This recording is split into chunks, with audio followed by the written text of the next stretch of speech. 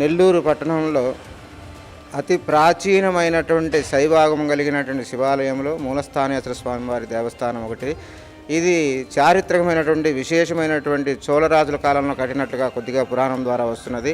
అట్లాగే ఇక్కడ ఉన్నటువంటి శిలాశాసనాల ద్వారా పల్లవ రాజులు కూడా నిర్మించినట్లు, అట్లాగే పాండ్య దేశస్తులు కూడా ఇక్కడ ఈ ఆలయానికి నిర్మాణ కార్యక్రమాలు చేపట్టినట్లుగా ఈ శిలాశాసనాలు బొమ్మల ద్వారా, అంటే వాళ్ళ ధ్వజమైనటువంటి చేప బొమ్మ, పూర్ణ కుంభము, ఇటువంటి బొమ్మల ఆధారంగా వాళ్ళు కూడా ఇక్కడ నిర్మాణానికి తోడ్పడ్డట్లుగా తెలుస్తున్నది. అతి ప్రాచీనమైనటువంటి శైవాగమ ఆచార ప్రకారంగా ఈ దేవాలయంలో పూజా కార్యక్రమాలంతా కూడా నిర్వహిస్తున్నారు. పాతకాలంలో స్వామివారికి ఎదురుగా ఈ వినాయక స్వామి ఉండేవారు కాదు. ఇక్కడ పొలాలు, భూములు, ఇల్లులు ఉండేవి. ఈ స్వామివారికి ఎదురుగా ఉండటం వల్ల ఈ స్వామివారి యొక్క దృష్టి పడి అప్పుడప్పుడు అగ్నిమంటలు రేగి పొలాలు కాలిపోవడం, ఇల్లు కాలిపోవడం అటువంటి కార్యక్రమాలు జరుగుతూ ఉండేవి.